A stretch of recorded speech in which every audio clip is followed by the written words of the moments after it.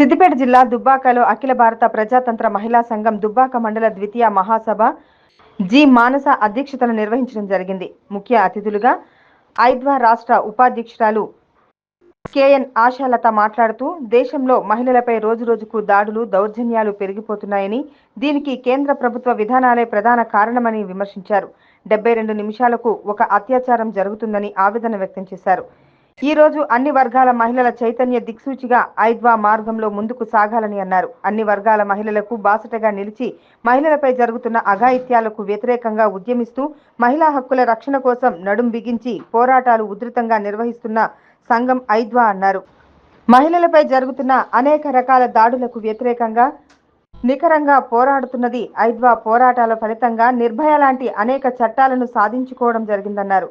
కేంద్రంలో అధికారం ఉన్న బీజేపీ మోడీ ప్రభుత్వం బేటీ బచావో బేటీ పడావో అంటూ నినాదాలకు పరిమితంగా ఉందని విమర్శించారు. ఈ కార్యక్రమంలో ఐద్వా జిల్లా అధ్యక్షురాలు సింగిరెడ్డి నవీన, వివిధ గ్రామాల మహిళలు బాలలక్ష్మి, మానస, శ్రవంతి, రేఖ, రేణుక, సుజాత, మౌనిక, పద్మ, భాగ్యమ్మ, భాగ్యలక్ష్మి, వెంకటలక్ష్మి తదితరులు పాల్గొన్నారు.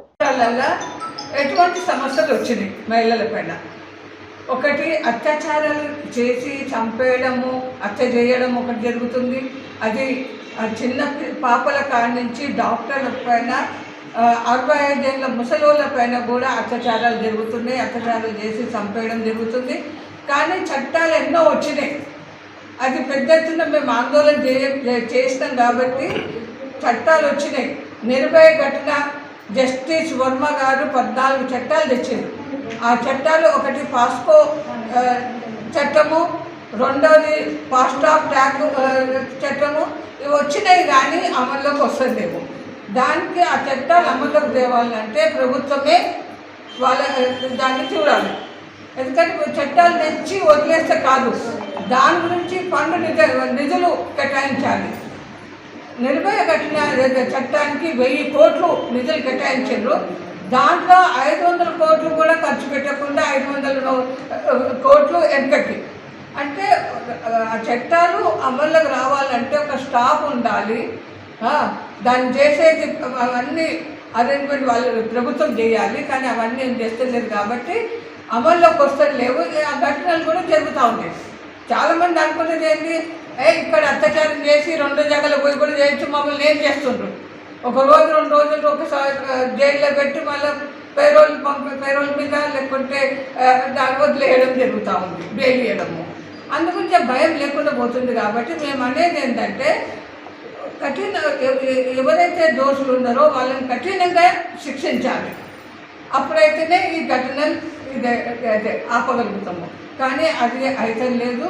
దానికి మేము మహిళా సంఘాలు, మన ఐద్వా అఖిల భారత ప్రజాతంత్ర మహిళా సంఘము పెద్ద ఎత్తున మేము ఆందోళన చేస్తున్నాం. చట్టాలు పక్కడబందరే చేయాలని.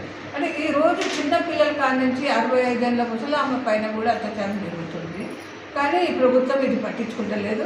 ఇంకా పోతే మనం అంటే ఎక్కడైతే బీజేపీ పరిపాలన ఉందో, అది ఉత్తరప్రదేశ్ కానీ, అది మధ్యప్రదేశ్లో కూడా మొన్న ఒక ఘటన జరిగింది. ఎక్కడైతే బీజేపీ పరిపాలన ఉందో అక్కడ ఇటువంటి ఘటనలు ఇంకా ఎక్కువ జరుగుతూ ఉన్నాయి.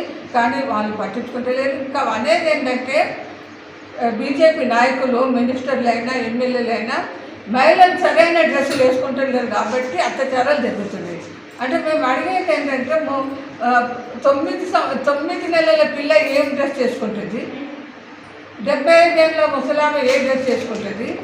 ఈరోజు అందరూ డ్రెస్సులు వేసుకుంటున్నారు. అయినా కానీ అత్యాచారాలు జరుగుతుంటే వాళ్ళు అనేది ఇదనమాట. రెండోది ఈ ధరలకు వ్యతిరేకంగా ఈరోజు మనము బియ్యం కొన్నా కానీ, చింతపండు కొన్నా కానీ బియ్యం 70 రూపాయల కన్నా తక్కువ లేదు కిలో. చింతపండు రేటు పెరిగిపోయింది, నూనె రేటు పెరిగిపోయింది.